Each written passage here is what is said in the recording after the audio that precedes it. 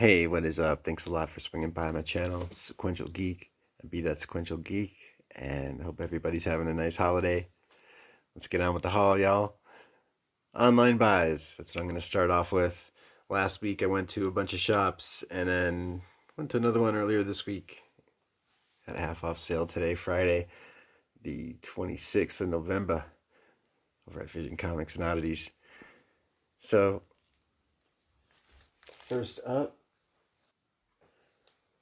out of July, cover date 1986, Mr. Frank Miller. That's right.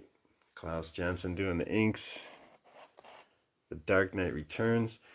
Yeah, I already bagged and boarded this one. It's actually, I did write newsstand on the back.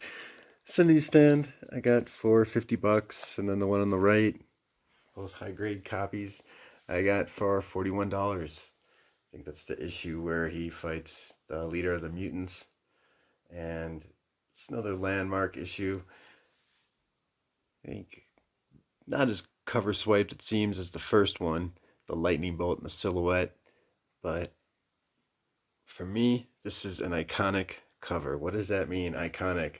If there's not really any other covers that look like this, then how can it be iconic? That's why, because it's something new that stands out. It's a landmark issue. It's like a tent pole in the landscape of sequential storytelling, at least within the superhero genre. So, yeah, this is like, he's just filled with rage and fight, and it's on. He's about to burst out of the actual comic book cover itself. So, this "You Can't Keep Me Down" survivor type iconic image right there. Yeah, that takes that whole Captain America expression. I can do this all day from the MCU and then some. So, yeah, I had to get another cover. I think I got my original copy that I got of this. I actually originally read this in the 90s from the trade paperback. And then the first half of the O's, right, from 2000 to like around 2005, when I got back into comics again, I started getting a little bit more into like stuff that was more like now or never type of books. I wasn't really calling them keys at the time, but I did buy a run of this, one through four, 4-issue limited series that was just this landmark run from the mid '80s that came out around the same time as Watchmen, as well as those underground books like Grips, that Vigil artwork, precursor to Faust, ultra violent, coming back with a vengeance type noirish underground outlaw comic type books that I think this series had its finger on the pulse. Yeah, some might say this was the beginning of the end as far as the whole editors and producers trying to make things dark and gritty to a cliche level now these days. I think one of the main points, at least for me, that stands out with this 4-issue limited series from Frank Miller was that it was standalone. It was, I think it's kind of like a dystopian type of future. And the fact that it's standalone, it's a limited series, this is the type of stuff that I'm saying should be included within like a magazine type of format, something thick, something that if it's in a new physical format, then people would be susceptible to try new things. And also they're more open to look at ads and some type of stylish, so to speak, kind of looking large mag. But I know everyone's claiming that print medium's dead, and yet places like Japan and Europe are still buying comics, are still going strong. Frank Miller, Batman: The Dark Knight Returns, issue number 2.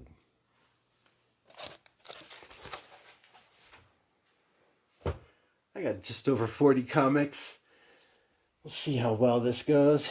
I can get some comics in. Let's do it.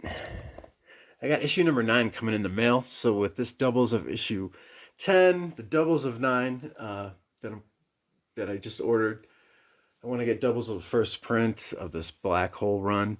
It's a 12-issue series that ran. The first issue came out in 1995, and then the last issue, issue 12, came out in the year 2005. And issue 12 is pretty damn elusive. That's the only issue that I got left. I paid $77 for both of those, $38.50, something like that, for each. Black Hole is this noirish tale. It's a black and white comic. It takes place in Seattle in the 70s. Let me read you this description from Wikipedia. Black Hole is a 12-issue comic book limited series written and illustrated by Charles Burns and published by Kitchen Sink Press, then Fantagraphics. The story deals with the aftermath of a sexually transmitted disease that causes grotesque mutations in teenagers. Burns has said that the mutations can be read as a metaphor for adolescence, sexual awakening, and the transition into adulthood. Some of these kids have deformities that can be easily hidden. Others, not so much. It takes place on these areas of Seattle. The kids that have the deformities that they can't hide, they end up going homeless. They stay in certain areas like Golden Gardens Park. It's right on the Sound. It's beautiful. They also stay in Ravenna Park, which is just north of downtown Seattle. Different areas of Seattle that are featured in this book are really beautiful. I mean, if you only have like 3 days in Seattle, I mean, think about it. It's like one of the most overpriced cities in the United States. If you only got 3 days and you want to check out some areas that you'd be able to save some money, give yourself a nice little picnic, check out some beautiful areas that are easy to get to from downtown, check out Golden Gardens Park, check out Discovery Park. Both of those are on the water, but also check out Ravenna Park. It's just north of downtown Seattle, and these pathways that lead into this forest, trees can block out the light, and it's a little secluded experience in the middle of that urban area. So in Seattle, I mean, it's the climate there. It makes it a lot easier to do some urban camping, so to speak, to be like a trust fund version of homeless. These kids aren't pretentious like that. These kids are actually trying to figure out what the hell is going on with the decisions that they've been making in their lives. And yeah, I think this book will eventually be something that'll be included in a curriculum in a class on sequential storytelling. Type of noirish style of artwork, the thick brushstrokes, the heavy inks, a lot of the silhouettes, and that line work that's done on a lot of black backgrounds. The whole run in itself is iconic. It's unique, but it takes an age-old concept and creates this really enthralling story that pulls you in, from the artwork to the drama. It's like a very subtle, well-paced drama, by the way, which also, I think, fits in with the whole pace and lifestyle of the Northwest. It's a well-made tale on many levels. One more thing bear to note on Black Hole. March 2018, per Wikipedia, the project was revived with New Regency and Brad Pitt's production company Plan B. They acquired the rights to the Black Hole film with Rick Famuyiwa attached to write and direct after making his Sundance hit movie Dope.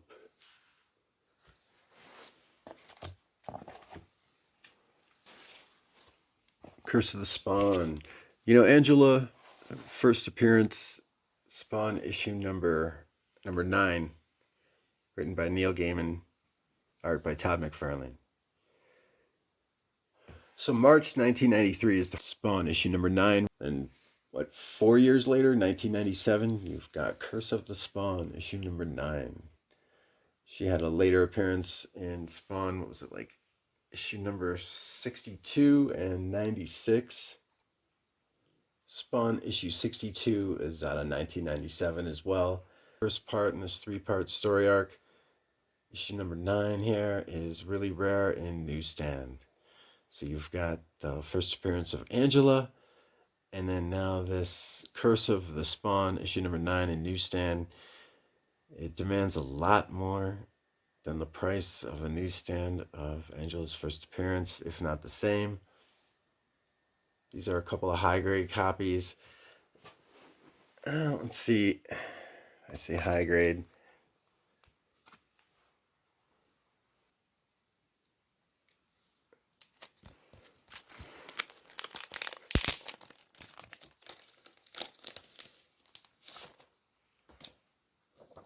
So one of these I paid $85 for.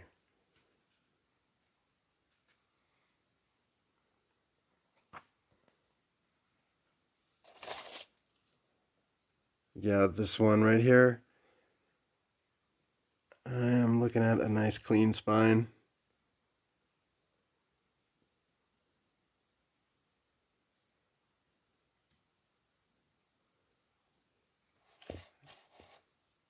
Near mint grade out of Mile High Comics.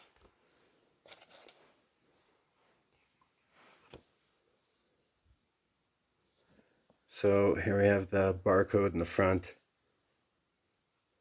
I wasn't sure if the newsstand version of this had the barcode in the back. Some Dwayne Turner artwork.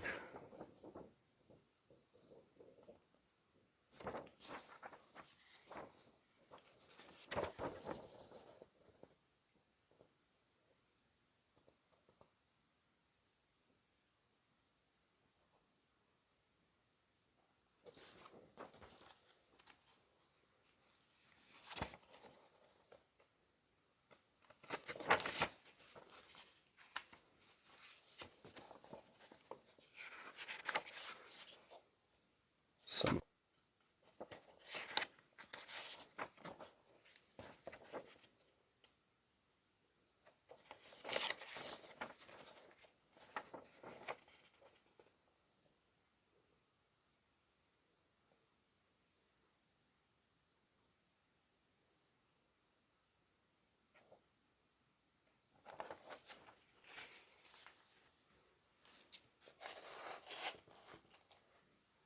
So this first run of the haul are my online buys. This Curse of the Spawn, number 9, out of May 1997. It's a Dwayne Turner and Todd McFarlane cover with Danny Miki and Greg Capullo doing the inks.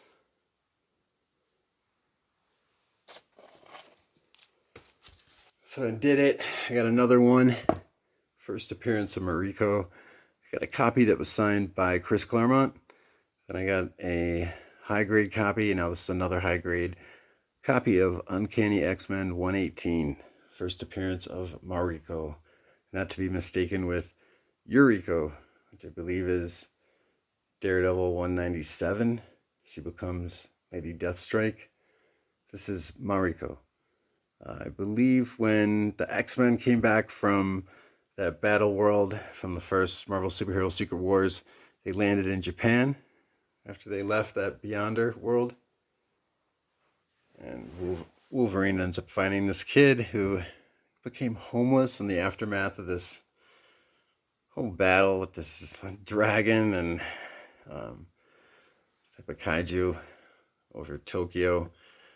Well, Wolverine takes the child, and I believe he gives it to Mariko to raise. I'm not sure what happened with the rest of that story. I stopped reading comics around 1989. I read throughout the whole 80s from like 79 to 89.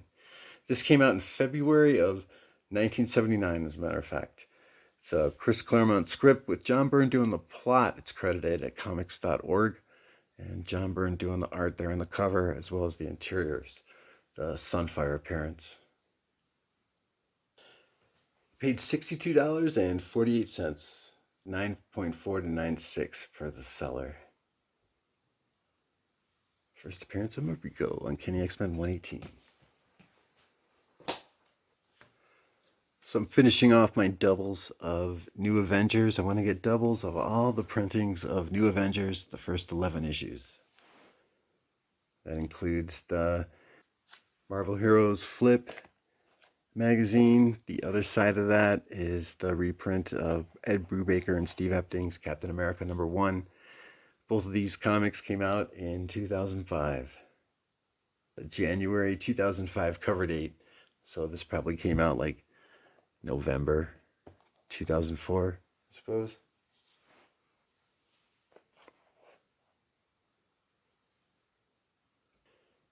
This was like the beginning of the end for Marvel with me.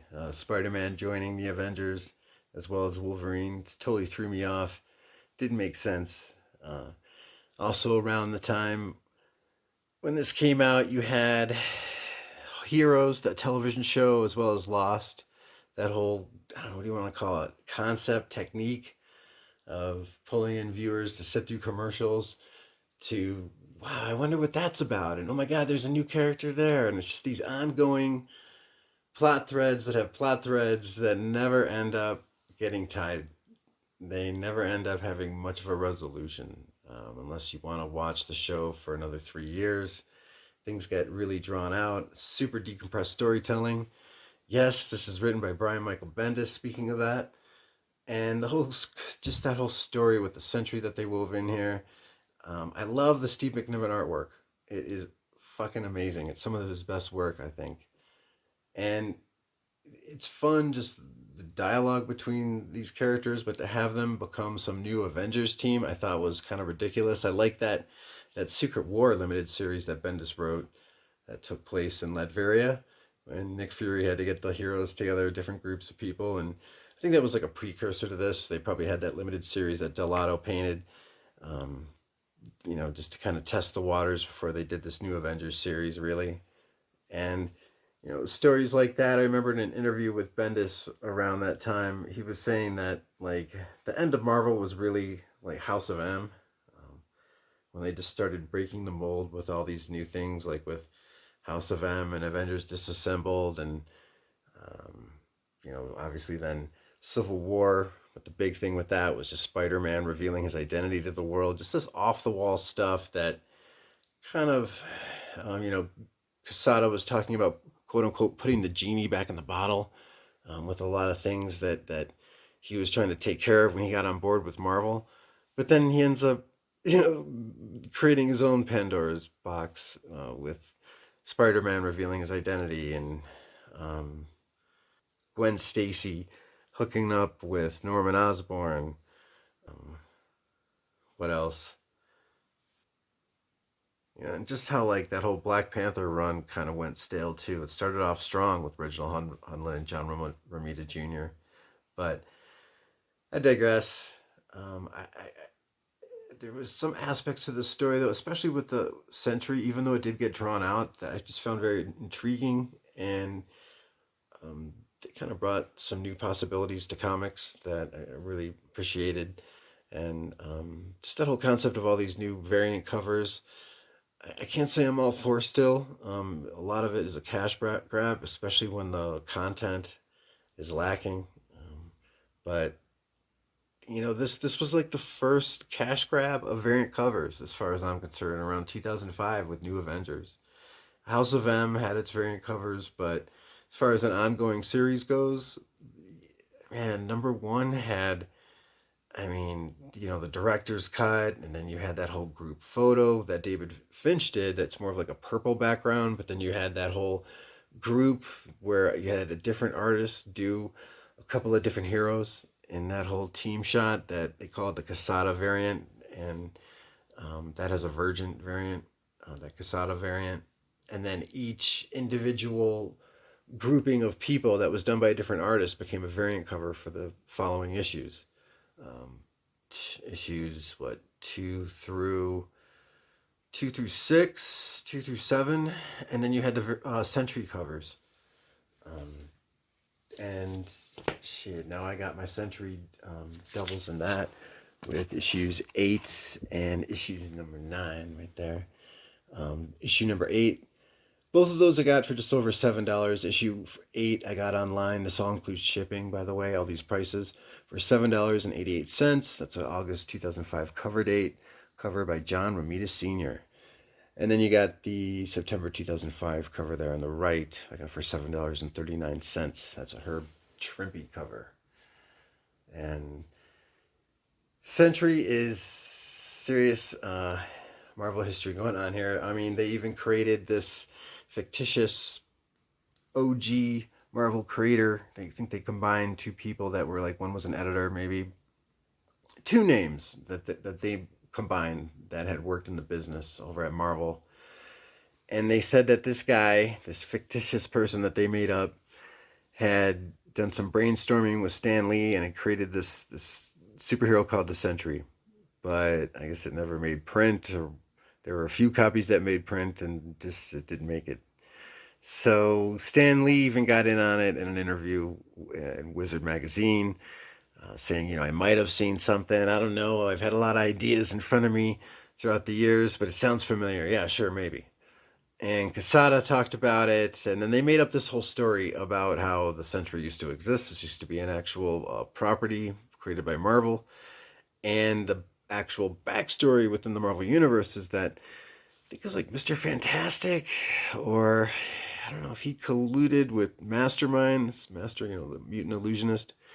Sentry basically got his memory wiped. Everybody forgot who the Sentry was as well, that he ever existed. And they had to do that partly because, mainly because he's this dual personality. As great as he is, as much of a true blue, golden-hearted superhero, do-gooder, he's got this evil side, the Void. And he can basically do whatever he wants. There's a Dark Avengers storyline that has the Sentry in there. It's the Molecule Man story where the Sentry finds out that it's kind of like the Molecule Man. He can pretty much do whatever he wants. He can create whatever he wants. He's godlike.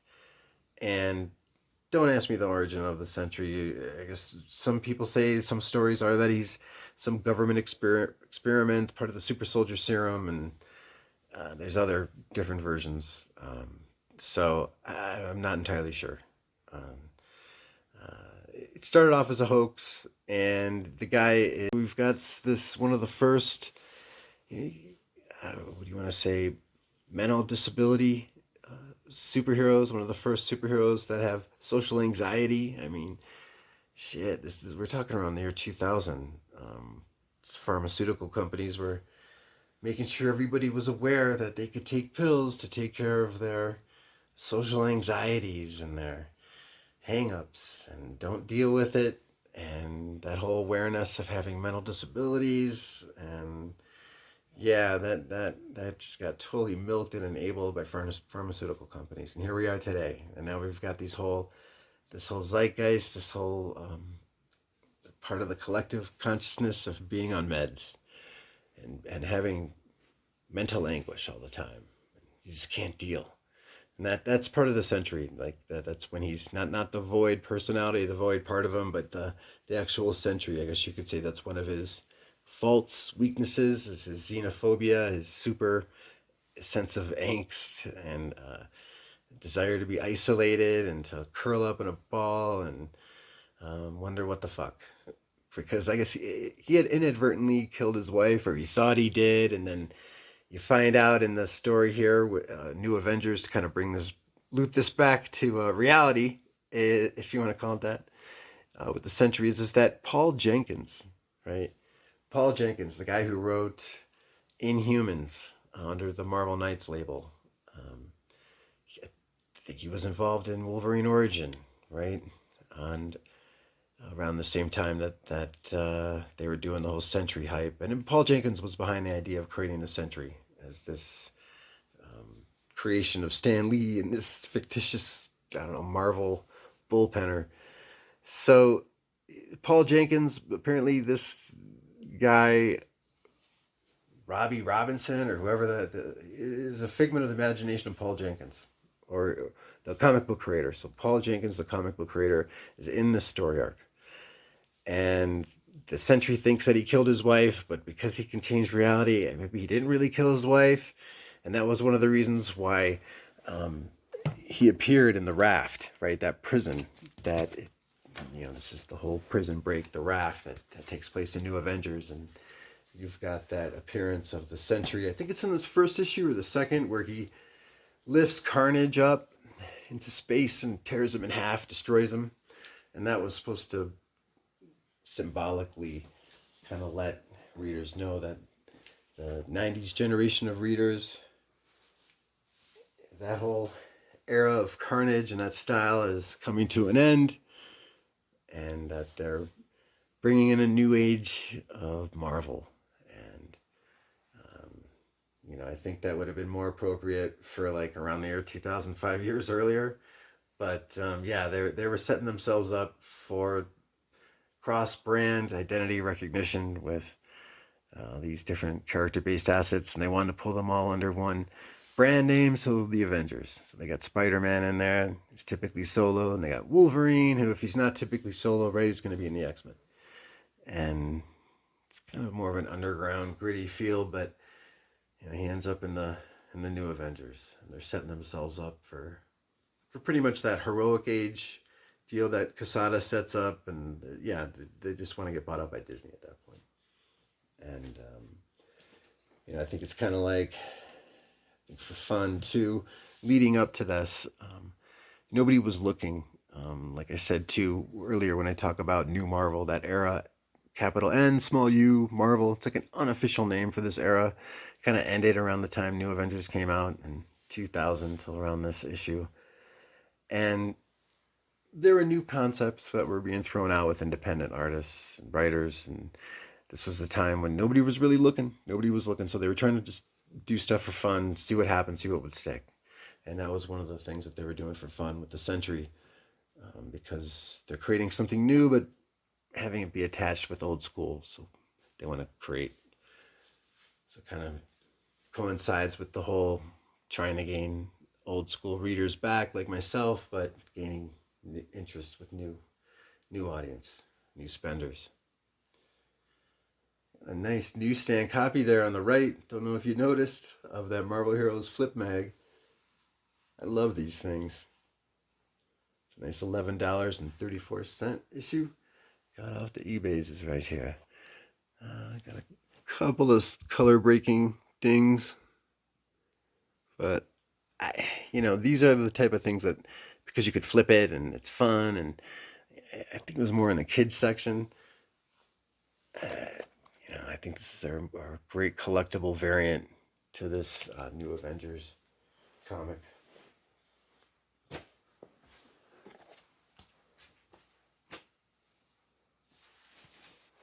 All right, and on with the store buys. Last week, I went to a few comic book shops just south of Denver. Went over to Cobalt Comics. They didn't have any Golden Age boards. I need some Golden Age bags and boards. So I took off. Great place, though. Good people there. And then I started heading west. Went over to... Actually, no, I went south first, then stopped by Hall of Justice. And got me some supplies. And then a box, bags, and boards. I got one comic for $6. Now this is double size Daredevil, The Man Without Fear, number 252 in newsstand. Now, 254 is supposed to be the first appearance of Typhoid Mary, but according to Comic Vine, it's issued 252. Now this is the first appearance of Ammo and Bad Seed, and they were featured in this issue of Daredevil. It's a few issues after this. I think it's like issue 260, where there's like a 2-page spread John Romita Jr. drew of Ammo punching Matt Murdock, and they're all just basically ganging up on him. Pretty dope page spread there. Issue 252 now. First appearance of Ammo and Bad Seed, and they're these hitmen. And apparently also Typhoid Mary. So let me take a look. Is that true or not? Let's see. And Vicente doing the writing here, and this is part of that Fall of the Mutants tie-in. So there's a blackout going on in New York City. Now is that Typhoid Mary right there?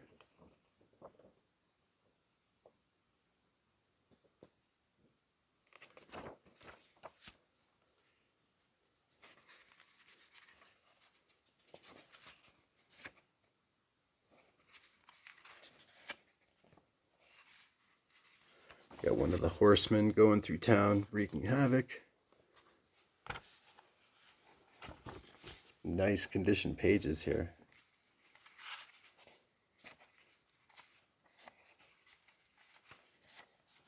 There's ammo.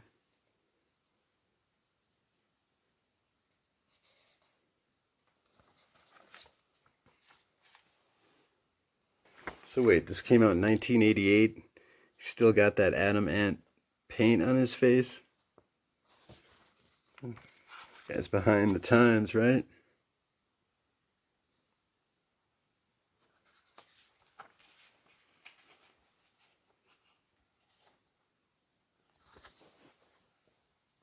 Nice drawing of Dee Dee and Black Widow.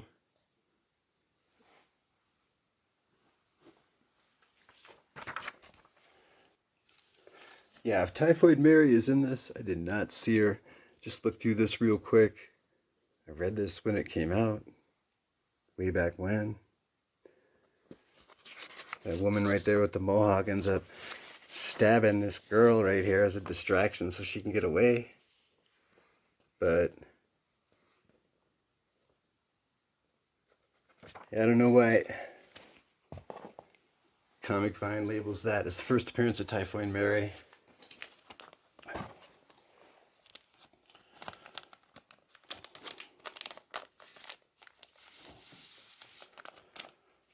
It's a nice $6 copy, though, of Daredevil Man Without Fear, issue number 252.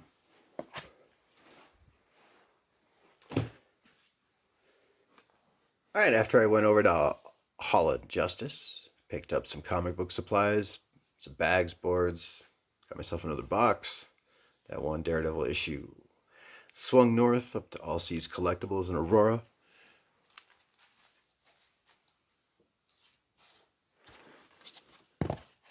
It's a couple of $5 comics.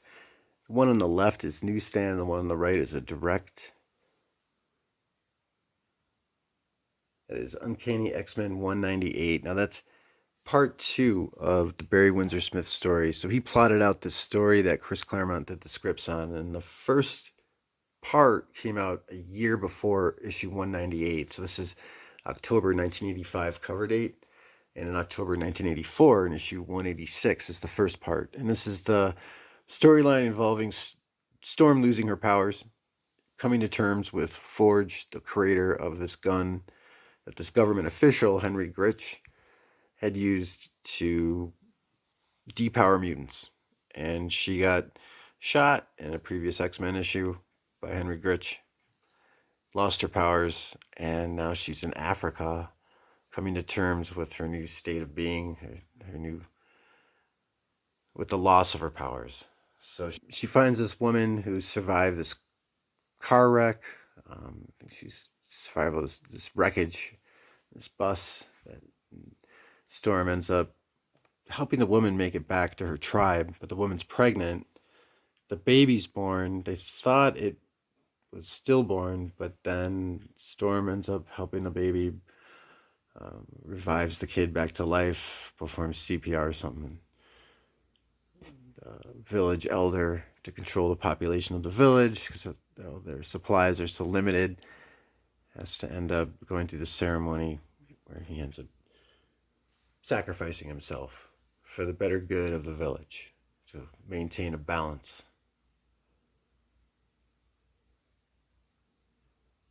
The third part of that story actually is in a book published by Fantagraphics. It came out in 1999.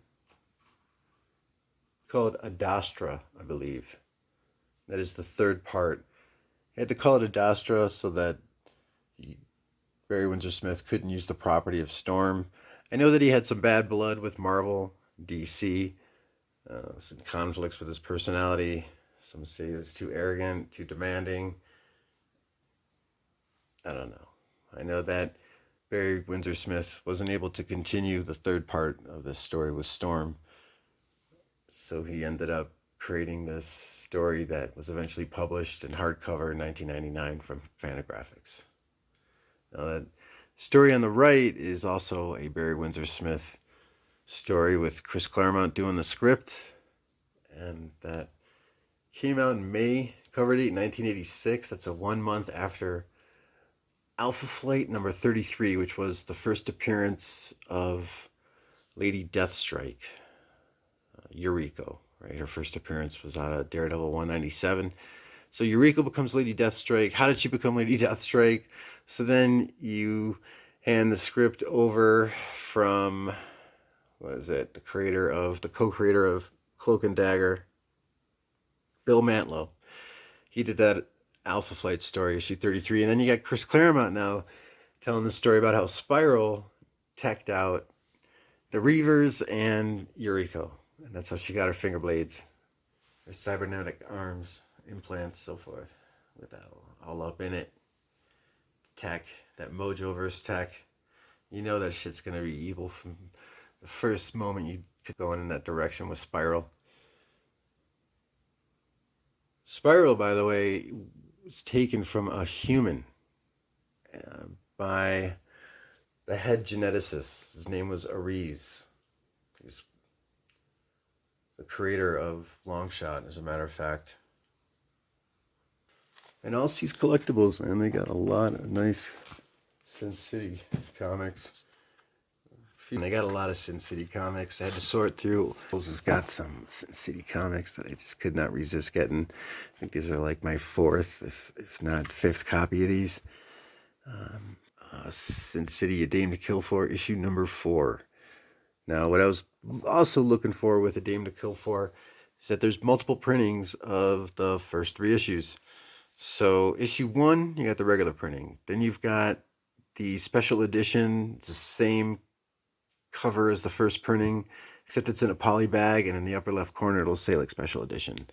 And I think that poly bag Dame to Kill For first issue was a giveaway at like Best Buy or Circuit City, or probably Best Buy, Target maybe. It was a promo comic giveaway. And then you've got a second printing of issue number 1 that is more of like a white. It's got, I think it's Dwight, like a very noirish, like the lines of window blinds laterally across this figure. And then issue 2 has a second printing. Issue 2 shows a guy falling through a window.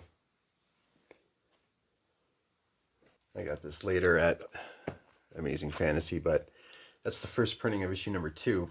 I got this just because it's a nice high grade copy, bright white cover, same thing with this black one. The second printing of issue 2 is sort of like the inverse. It'll be all black background with like a white silhouette crashing through shards of white glass in the corners here. And then issue 3 has a second printing where it shows a figure. I think it's a crosshairs, like a rifle scope crosshairs. So you got a second printing for issues 2 and 3, and 3 printings for the first issue of Sin City, A Dame to Kill For. It's got a really nice copy, nice bright white cover here for first printing of issue 2 at Amazing Fantasy Comics. But back over at All Seas, I just want to show you. See the paper stock in these Dark Horse Sin City comics.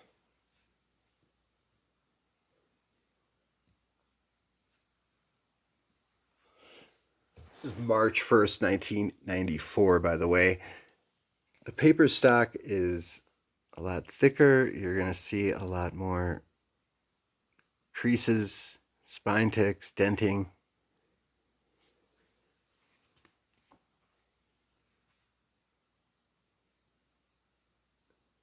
And this story was depicted live action in the second Sin City film.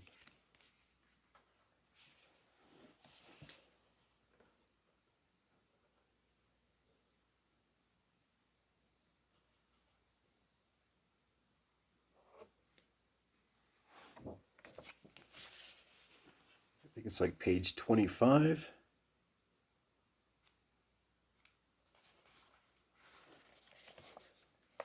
First appearance of Miho.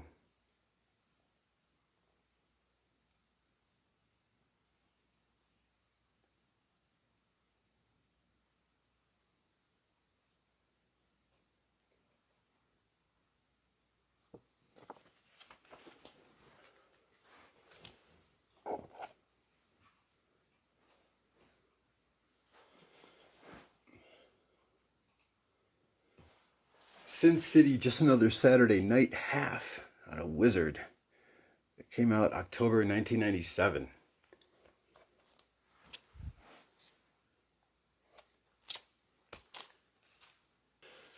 Just Another Saturday Night out of October 1998. 1 year after the Wizard half.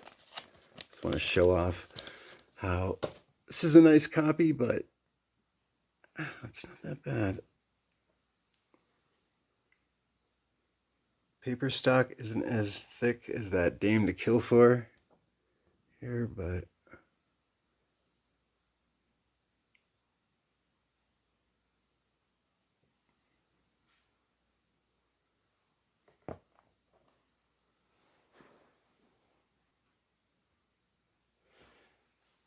Nancy Callahan.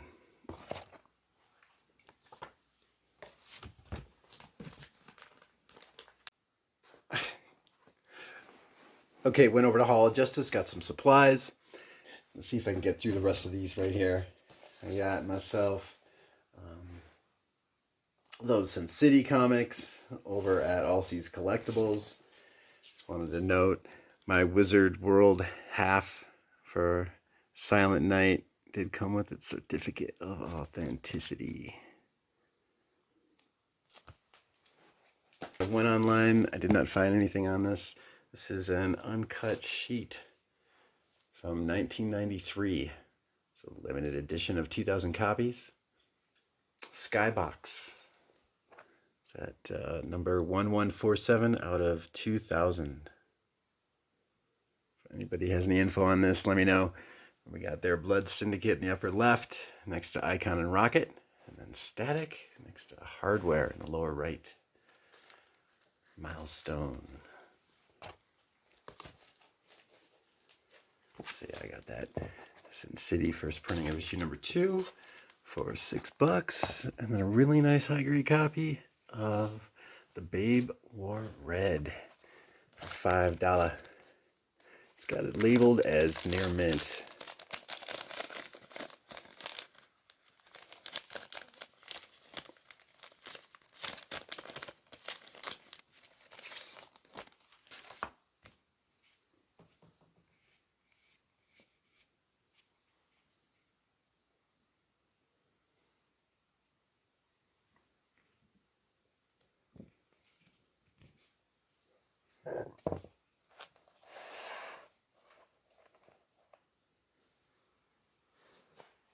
The Babe Wore Red out of 1994.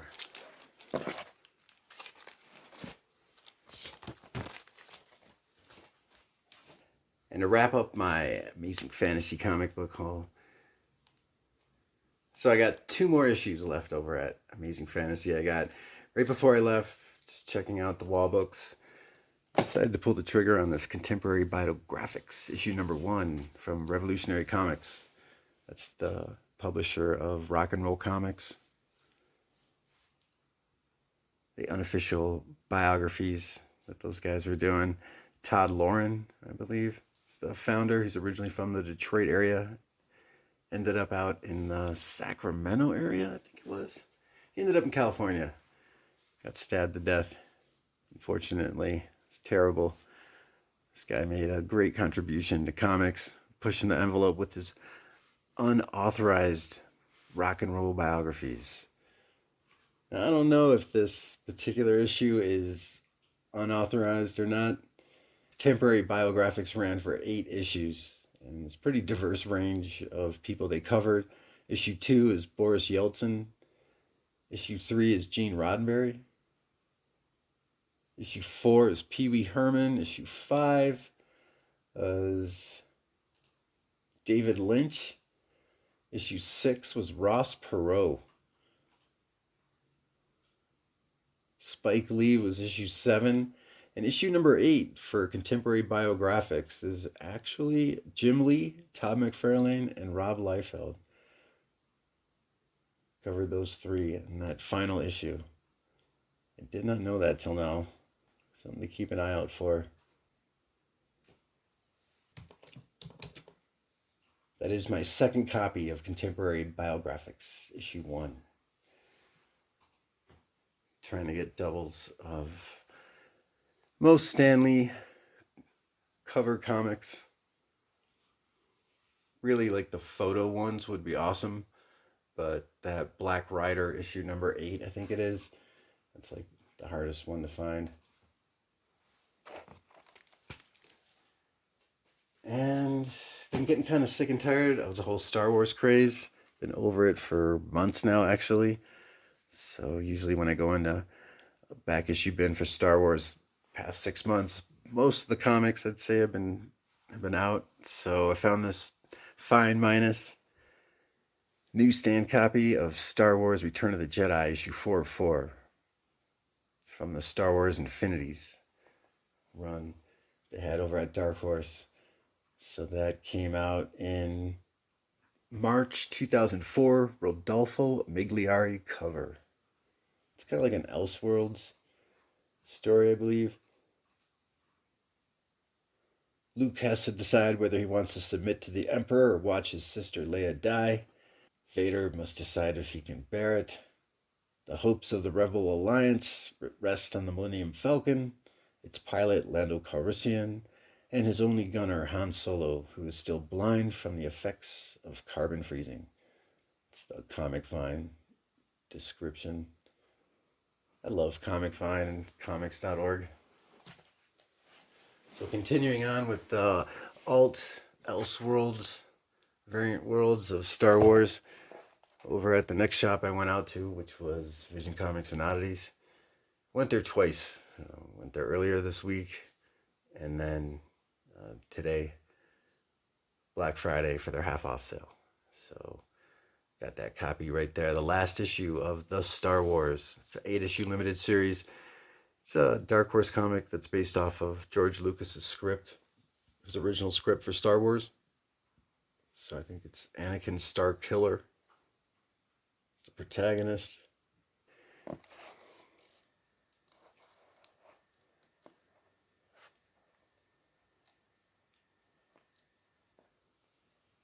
Luke Skywalker versus Anakin Starkiller per Comic Vine. Anakin Starkiller fights Darth Vader and Prince Valorum. To save Princess Leia, Luke Skywalker and the Wookiees attack the Emperor's space fortress. This is the final battle. It's nothing you've seen before, but it's all Star Wars.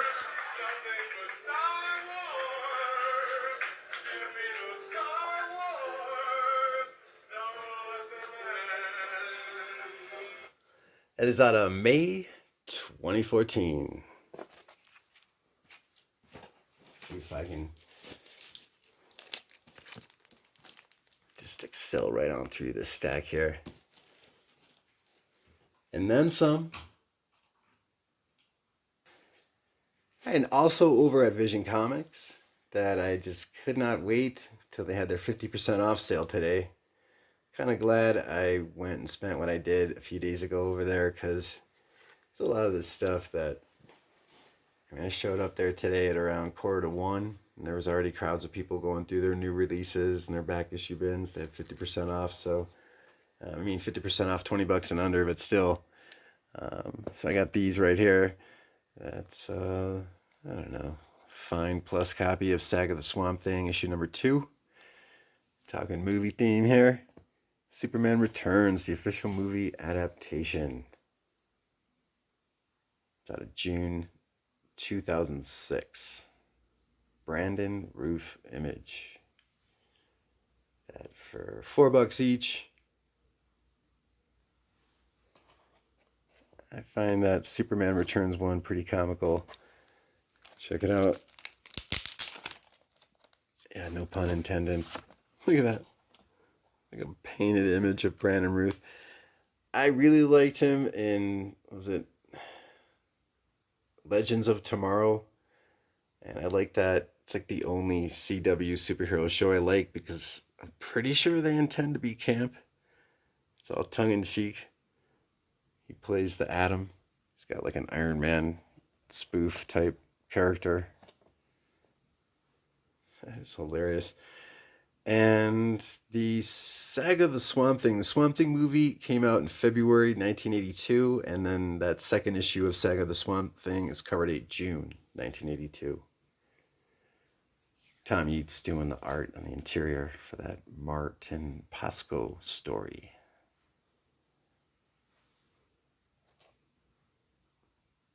I don't know, when this came out, me and my friends were totally into it. We're all about it. This was such a great movie. I'm sure for adults it was like one of the worst things to hit the screen, but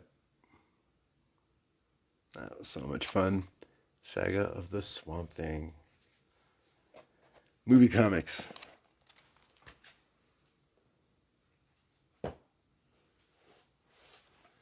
So I showed this in a previous vid.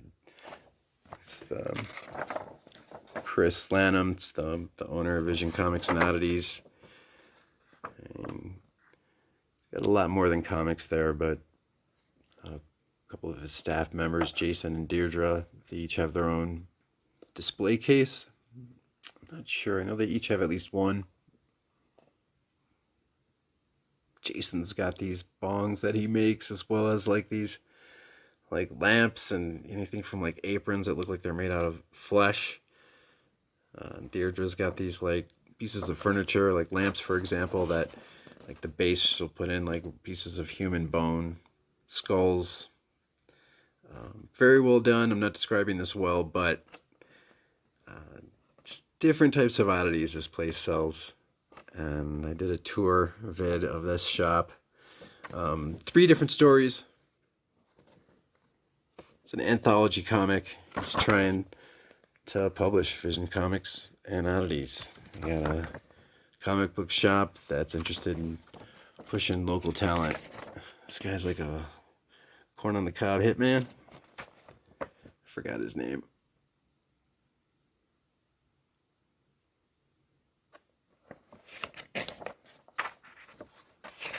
Yeah, I showed this before, but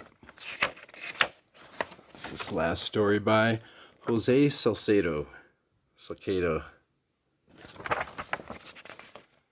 Alright, so always a sucker to support local talent. And I got their variant cover, sketch variant cover with all the creators signed. I got Chris's signature there as well. It's pretty dope. 1 of 50. Got that for $20. These I got for cover price. I don't know much about Rachel Rising.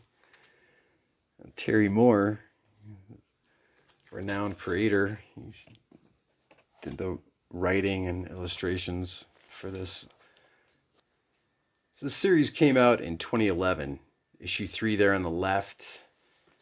That is October cover date 2011. All the covers of these were just very eye-catching. Totally wanted to spend money on every single issue that they had there. They had pretty much issues 3 through 42. And then I just picked out a few.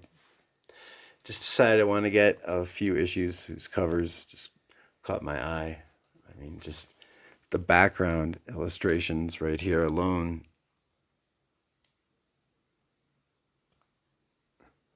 It's pretty outstanding.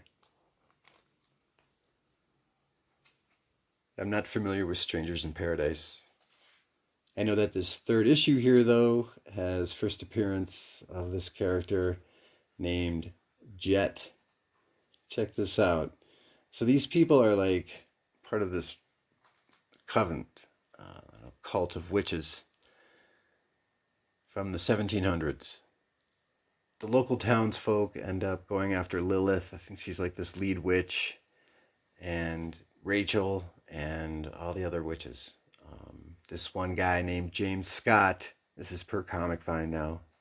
James Scott warned his friend Bryn Aaron about the coming witch hunt. He knew she was targeted by the townspeople as one of the witches. Before James could return to get his sister Mary, who was also targeted, Bryn asked him if he would do something for her. She had borrowed a vial from the main witch Lilith. In it was supposed to be sap from the first tree on Earth. A sip from it would mean they become immortal. Skeptic about it, James wanted to leave. He got hit by a stray bullet from a local militia. Fearing she would lose him, Bryn forced James to take a sip.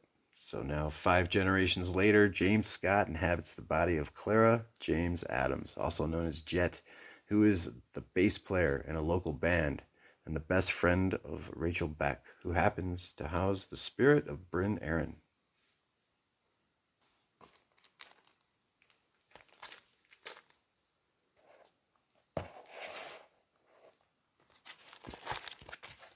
Check it out.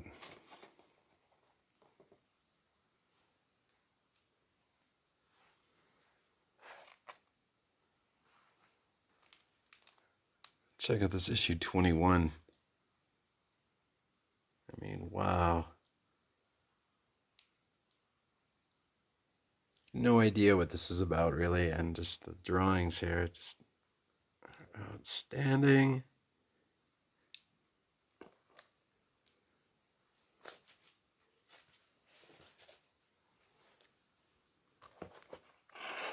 This Marilyn Monroe swipe, right?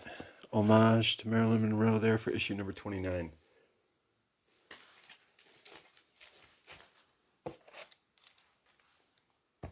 $2. Newsstand copy of X-Men versus the Avengers. It's a 4-issue limited series with Mark Silvestri doing the art. It's a Roger Stern story. The Avengers try to avert a disaster. This is per Comix.org. As a giant meteor crashes to Earth, Magneto realizes it's a remnant of Asteroid M. So he leaves the X-Men to go see if he can salvage anything on it. So this is back when he's mentoring the X-Men, when he's doing a stand-in for Xavier. The Avengers go in to investigate, and they have a run-in with the Soviet super soldiers. Roger Stern story. Now, this is an exception, right, to that rule when I was saying how if you see the Curtis Company symbol right there, right, even if you don't see the newsstand, that means there's going to be a newsstand symbol on the back. Well, I had shown my copies, my direct edition copies of these. Earlier in a vid, I had issues 2 through 5. And they had this symbol, but there was a drawing there, right, for the direct edition. So recently I just found these copies, these 2 newsstand copies of issues 4 and 5. I think 5, I look at that as like an homage to, what is it, issue 36 of the original run of Amazing Spider-Man, that Steve Ditko cover, where Spider-Man's trapped. Got all that water and debris on top of him. And issue 4, I think that's the last chapter in the Lizard story arc. Lizard gets possessed by this one like voodoo powered base villain. $3, $6 for that 5th issue. Nice. High grade copies, newsstand. These comics, by the way, are out of 1990. So the newsstand print run was at 15%. It's 10% in 1995. Yeah, I also got this direct edition of issue number 9. And then I couldn't resist, even though I'm done getting my newsstand copies of New X-Men, this white cover, when I found this, I got that for cover price.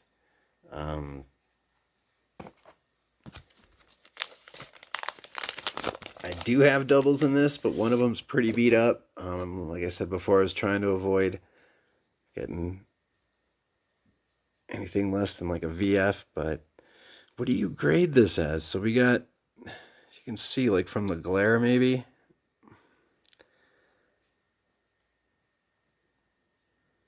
You know, slightly color broken there, some dents there, but no scuffing on that white.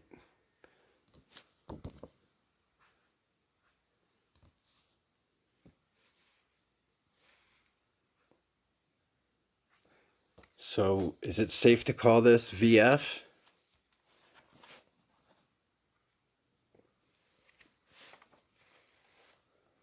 Nice Zorn story. I got to start reading my CGC book on grading, but that is a nice grade for a newsstand copy.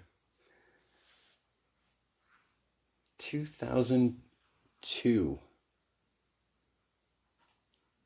2000, it was 5% newsstand. 2005, it was at 2% newsstand. Per Mile High Comics, Chuck Rosansky blog. And before I get to my next Vision Comics and Oddities haul from today, from that Black Friday half-off sale, I'm finishing off this Vision Comics and Oddities sale from a few days ago with True Believers #1. That's right, they're all #1.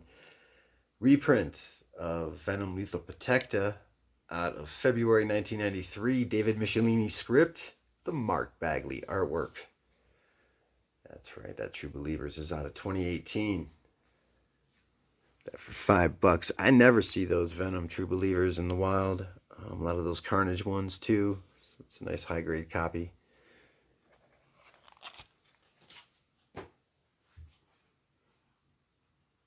Christopher Priest.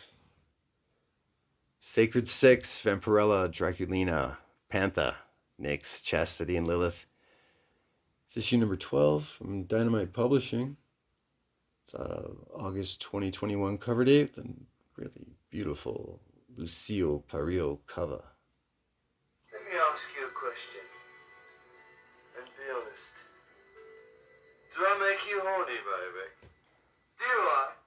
Do I make you ratty? Yeah.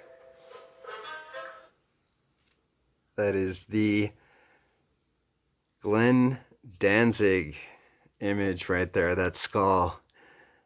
I found that out from the YouTube channel PGH Zombie. This cat from Pittsburgh area, I believe. PGH kind of gives it away, right? I think he was saying how, shout out, man, PGH Zombie, what's up, dog? I think you were saying, Mr. PGH, how Danzig didn't want to admit it at first, that he used that skull right there with the horns. After a while, I think in some interview, he finally admitted it. So that's why I got that. Even though it's a direct edition. Michael Golden cover.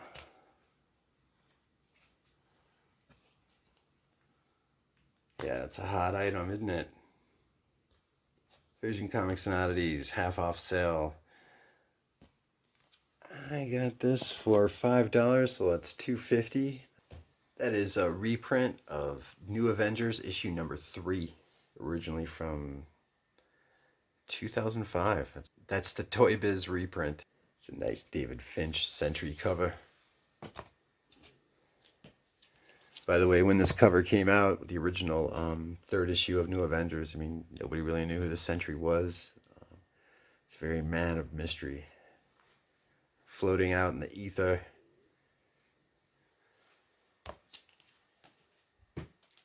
So I got a whole lot of dollar buys. $1 Cutting Edge Presents Impalers. There's this one YouTube channel called Power Comics, and they cover these like lowbrow books that came out in the mid 80s up until around like early 90s. This particular book, I think, is from 1990, February 1994. I mean, if you just look at the dimensions of how these people are drawn. This is Editor-in-Chief Chip Shepard. Creators and artists. So this is an anthology. There's several different stories in this.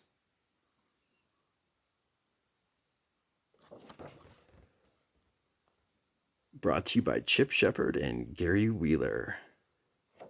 If you call them, they're not like outlaw comics, all right? But they're like these, they can be, some of them can be, but they're more like just these people that are going for it. They might not have enough schooling to understand dimensions, depth, foreshortening, anatomy, or even how to write proper dialogue, but they're going for it, and they're not trying to look kitsch or tacky. I think Ben Mara is one of the hosts that's on that Power Comics channel.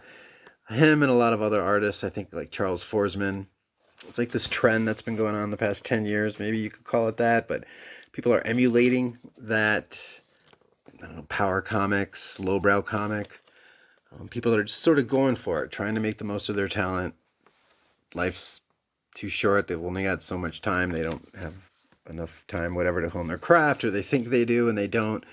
But yeah, these black and white comics that people are just like, hey, I want to do a comic. Might not be the best art, but they're going for it. And that's the type of stuff that I think is really amazing. And I've been spending a lot of money on some expensive, semi-expensive books, bucket list books that I've been neglecting to check out some of this type of work. So, I mean, look at that, dude. What's up, man?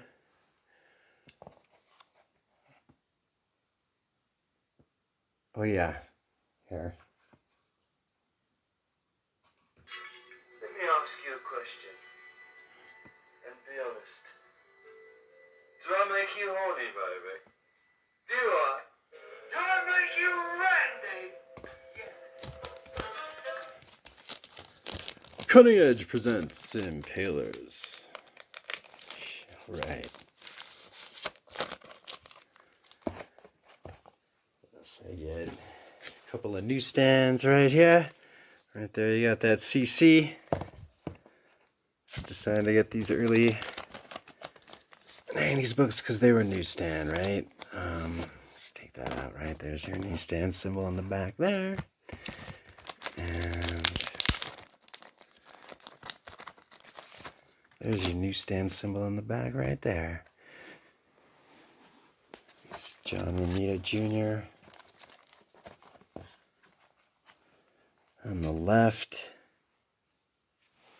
So that one on the right is the gold embossed cover font. Cover date May 1993. Fabian Nietzsche story. Art Tilbert did the cover and art.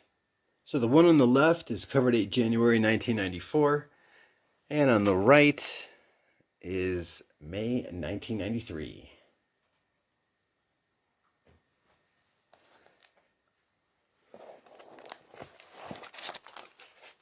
Now, if you don't know about Logan's Run, that movie, if you're familiar with Basil, he was the manager, the spy contact for Austin Powers, that actor that played Basil.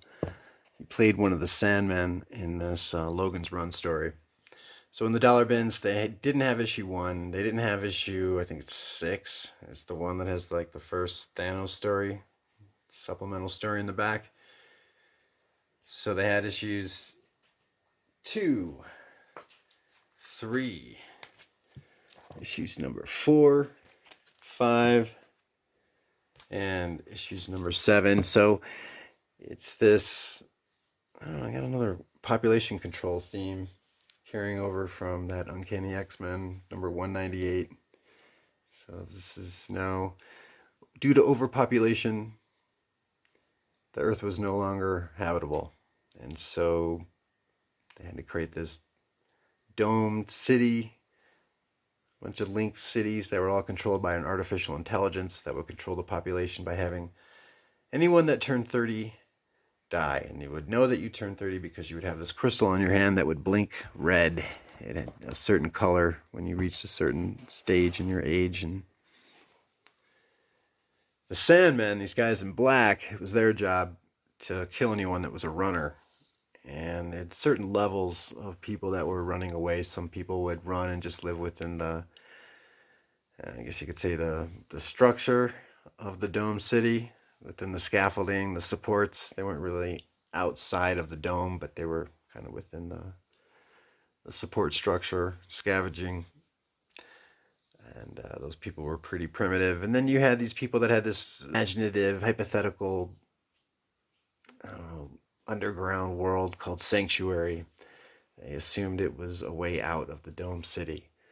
And so this Sandman gets caught up with this one woman that he meets, and is pretty much like Tinder, except you'd be able to see a full hologram of somebody, and if you wanted to hook up with them, just hit a button and they would teleport into your pad. There you go. You'd be swinging. And that's it. That's people were supposed to enjoy life to their fullest, do whatever they want within these dome cities, and then at 30 you die. It's called Carousel, where you everybody screams Carousel, and I think they all scream like reborn. Now want this everyone to be reborn. They think that there's a chance that you'll be born again in one of these clone babies that the artificial intelligence is growing.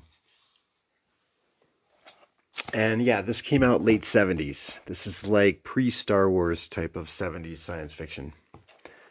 Ended up having its own television show for a minute.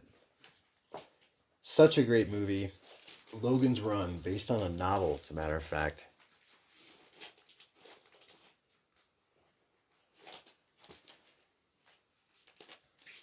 A couple of dollar buys. This is the first appearance of Chakra the Invincible. Came out around 2013. 2012, 2013. So Grant Morrison story, Avatar X. Avatar. So you've got this Indian god that has this this human that he's chosen to become his avatar. And they need to have some type of human as like a host. And this one guy, he doesn't want the responsibility type of thing, rejects it. And it's great artwork, and I love these graphic India comics. Created and written by Grant Morrison, Avatar X. He also did an 18 Days comic. And these graphic India comics, they don't all just take place in one era. They take place in different time spans. Some of them take place in the future. It's pretty elaborate world building going on. Chakra the Invincible on the right there. It's this kid that some scientist helps him build this suit that allows one to enhance the power of your chakras. Collaboration with Stanley's POW Entertainment. I did a video like a year and a couple months ago, end of last year in the fall, on Graphic India. And how Peter Chernin, him and his group, Peter Chernin was like second in command to Rupert Murdoch. And he went on to have this Chernin group. He collaborates with different production companies. And he's collaborating with, what's it called? Virgin Comics. Richard Branson and Deepak Chopra started this comic book line. They're starting all these character-based assets. And I think Richard Branson ended up exiting, and then Deepak Chopra sold it to his son, Gotham Chopra, or a share of it. Essentially, you've got the Chopra family line involved with Graphic India, as well as some other producers that want Graphic India to become the number one like entertainment, science fiction brand in India and throughout Asia. And they want their brands to be like the Marvel universe of Asia. So they collaborated with Stan Lee for Chakra the Invincible. It's one of the last creations of Stan Lee, which is another reason why I have faith in this character appearing one day. They did some basic cartoon animations with Chakra the Invincible. Some stuff with Nickelodeon, but nothing recent. And I don't think there's really much you can do against the huge tsunami of that, which is Disney at the moment, especially with the pandemic going on. So I think it's just a great window of time for some research and development for all these companies to start developing something new. Chakra the Invincible, something coming out of India. You got the fastest growing population, the largest growing demographic, the largest growing market. So all these demographics that people are used to being catered to, these stereotypes in the United States, I don't think they're going to be perpetuated as much the next coming years. I think most products are just going to be going towards Chinese and Indian culture. So I think it's going to reach a limit what you can do. So yeah, why not India? You also got that Spider-Man India comic that's booming recently. It was in one of those cover price top 10 lists. I found 3 copies of that Spider-Man India book a couple years ago. The Sanctum Sanctorum comic book shop out in the Detroit area. Free Comic Book Day. Chakra the Invincible and Grant Morrison's Avatar X. Both for $1 each. Graphic India. Graphic India used to be Virgin Comics, and then, became Liquid Comics, and then their subsidiary for printing is Graphic India.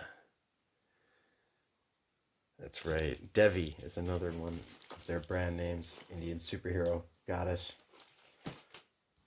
Got this Black Mask property right there. We Can Never Go Home. And Young Terrorists. We Can Never Go Home is kind of in vein of that demo story that I think Fraction did demo. Brian Wood, right? He went on to write DMZ.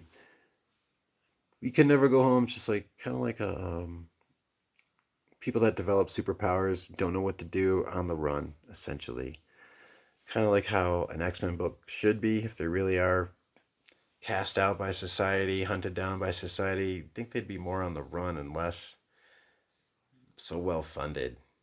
Doesn't really give me that minority vibe with the X-Men, that suppressed people's vibe. We Can Never Go Home, and then you also have another story in there for Young Terrorists. It's another one of those imprints that have come out in the past 20 years. Stuff like Class War, DMZ as well. It was that Warren Ellis story, Black Summer. Stories in that type of vein of people trying to take control. Free Comic Book Day out of 2017. Oh, yeah.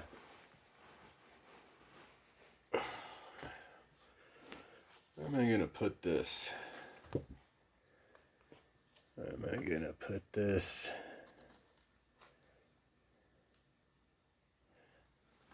I got this for $1.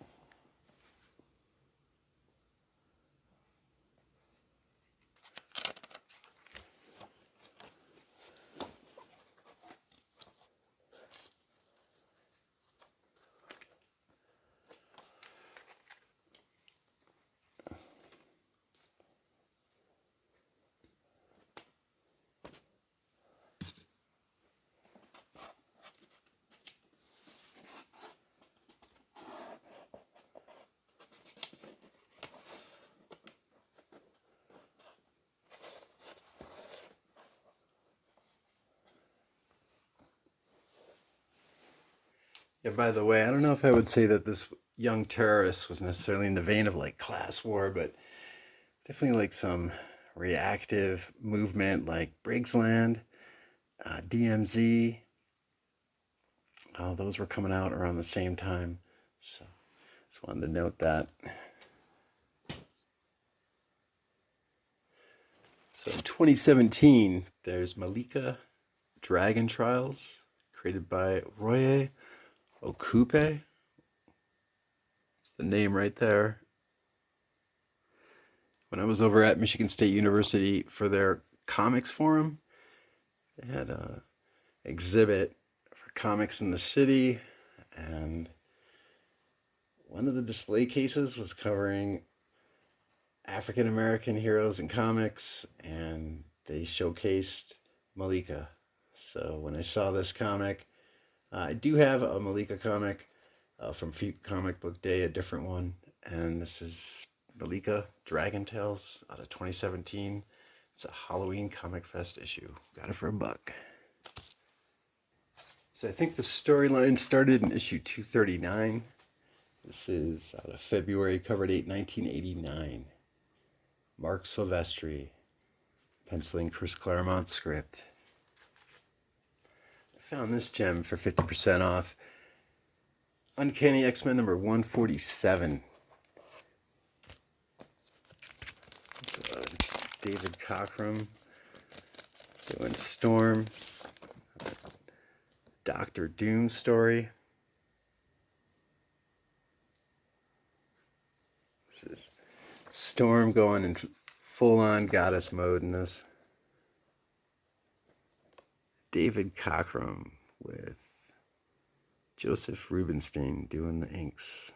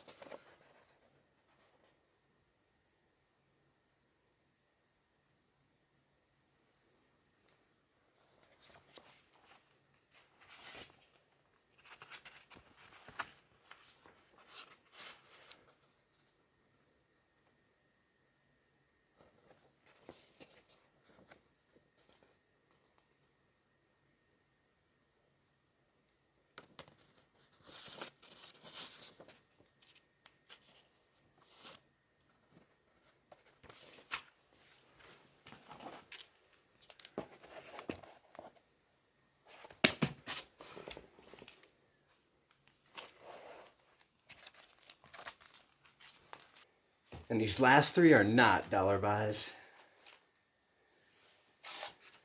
First of all, Tomb of Dracula, number 44. I could not resist. That's a nice high-grade copy. When Wong ends up bitten by a vampire, Doctor Strange's investigation may lead him straight to the door of the greatest vampire of all, Dracula. Plus Blade and Deacon Frost. That's per Comic Vine. $40. So I got that for 20% off since it was over $20. $32.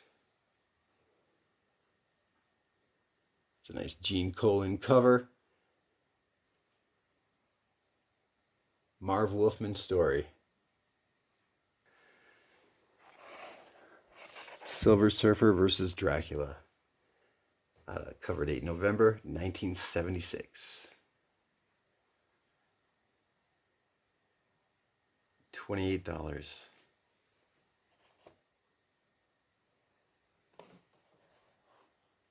Fantastic buys right there. Doctor Strange, Silver Surfer, Tomb of Dracula, Lord of the Vampires. Could not resist. Before I show you my Faust goodness, one more shop I went to. So, a few days ago, forgot to add it in. So I got 2 comics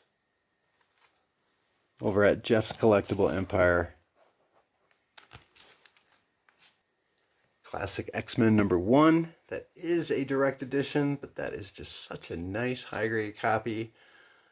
Clean spine, bright white, bright colors. The cover date September 1986. Art Adams cover. It's a reprint of Giant Size X-Men number 1. The Len Wein story introducing Storm, Nightcrawler, Colossus, I think Thunderbird. Carrying Wolverine over from Hulk 180, 181. And then these classic X-Men stories, I always have a backup story that Chris Claremont includes. This one has art by John Bolton. And it's just the whole team trying to acclimate with each other. I think Iceman, Bobby ends up having a fit.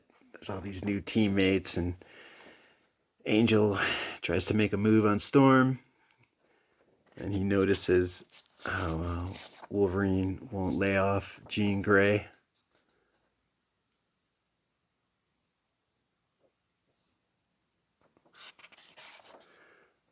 Storm's got to put him in check.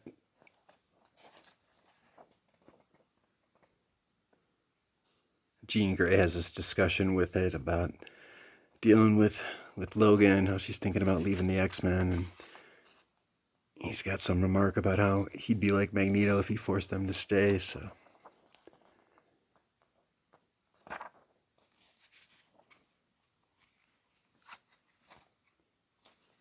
Here we have the reprint from Len Wein, and is it David Cockrum's Giant Size X-Men #1?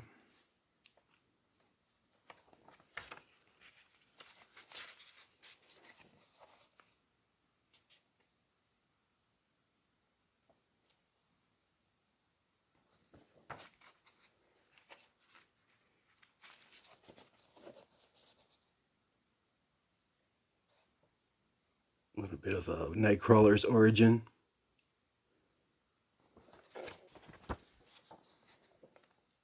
Some nice graphics of Storm.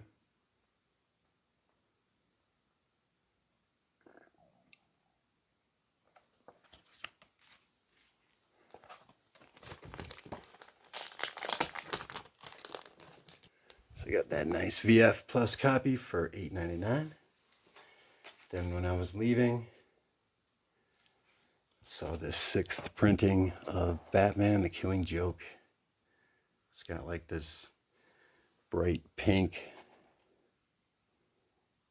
pinkish orange font there.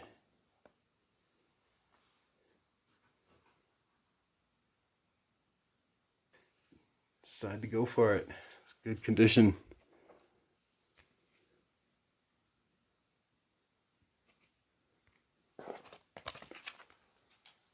Alright, so now, my little gift to y'all, some Tim Vigil, David Quinn, Faust. Just want to go through all those Faust covers. First of all, for 25 bucks, I got both of these together, so for like $12.50 a piece. This is on a 1997 Dark Utopia. Super real illustrations of Timothy B. Vigil.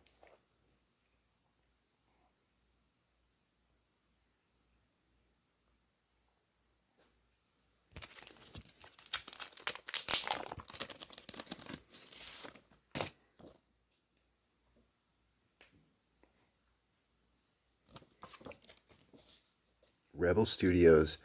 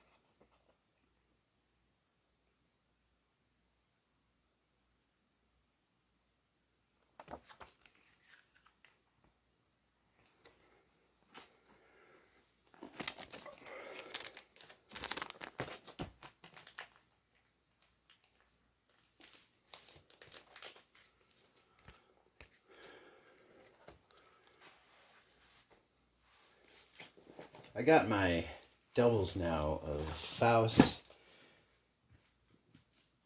the Rebel Edition, and the North Star printing. I got my first issue in the mail and issue 14 recently, so that completes my run.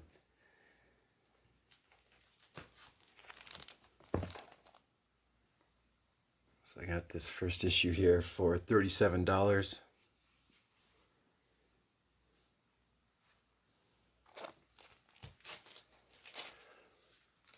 So I got Volume 1, Number 1, published by North Star.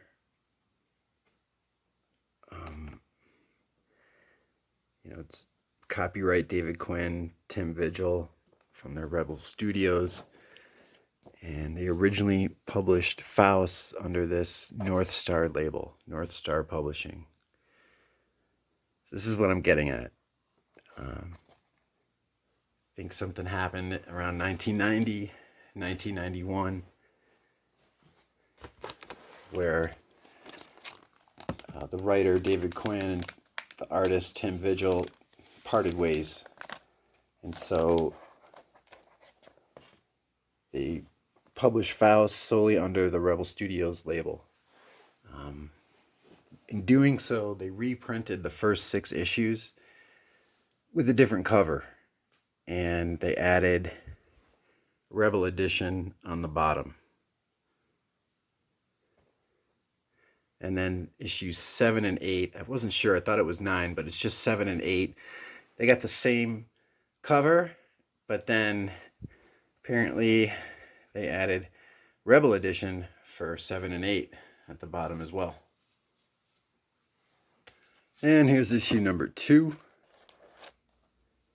As you can see, we have Rebel Edition right there at the bottom.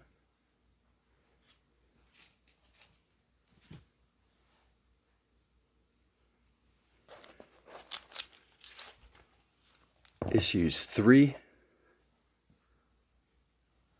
North Star label, Rebel Edition, the reprinted label, which is after 1991, if I understand that correctly. So you had Grips, which was this street level hero that Chris Christoph had created. He's the writer. Vigil's the artist, and that came out in 1986. And that guy just had like one claw popping out of the middle of his hand. And it's this street level vigilante that when he would force himself to go into this bloodlust rage, it would allow him to take more pain, more abuse, and fight harder. And it's just this protagonist that was real raw. And he also was a comic book artist, did Fat Ninjas.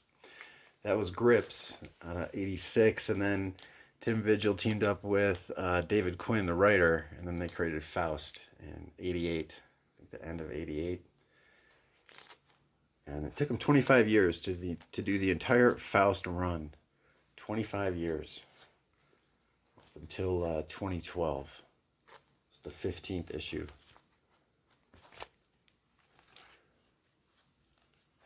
Issue number 4. North Star printing and the Rebel Edition. Here we have issue number 5.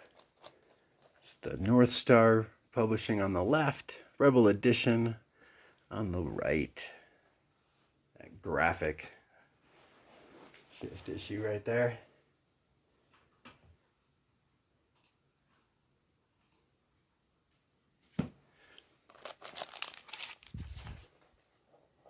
Act 6, the North Star printing right there. And as you can see, that subtitle Rebel Edition on the right. So they reprinted a new cover for the first 6. Now, issue 7, you got red font, and now here you got the Rebel Edition subtitle with the white font. But then if I go over to like Comix.org, for example, it'll just notate North Star's printing the first 6 issues. So I got issue 7 listed as 1991, as well as issue number 8. So again, we got the red font over there on the left, and then that Rebel Edition with white font. Issue number 9 I got listed as 1992, with just one cover, one title. Issues 9 through 15. If issue 9 has like a Rebel Edition subtitle, let me know. I'm not finding any info on that, as a matter of fact. So 1993, issue number 10. And here is 11 and 12 for Faust, Love of the Damned.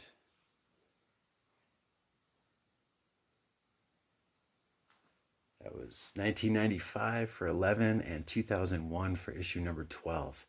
So apparently the writer, David Quinn, he was working on the script for the Faust movie that came out around the year 2000.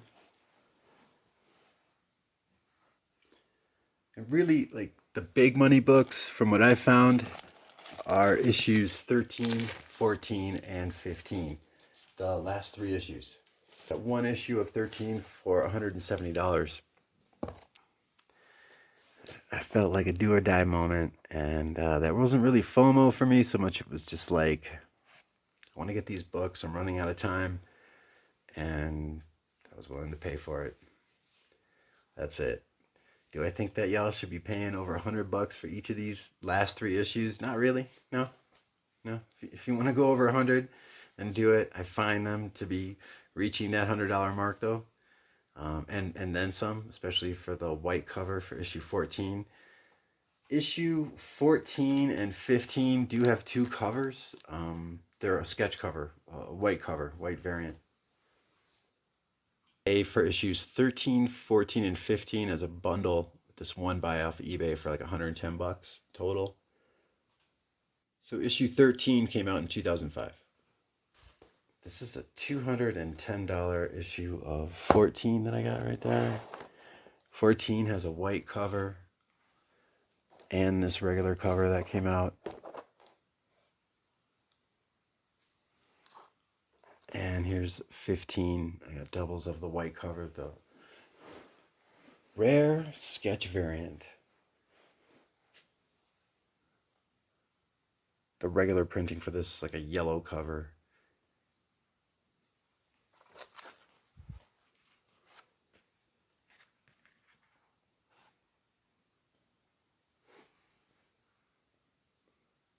Final issue of Faust out of 2012.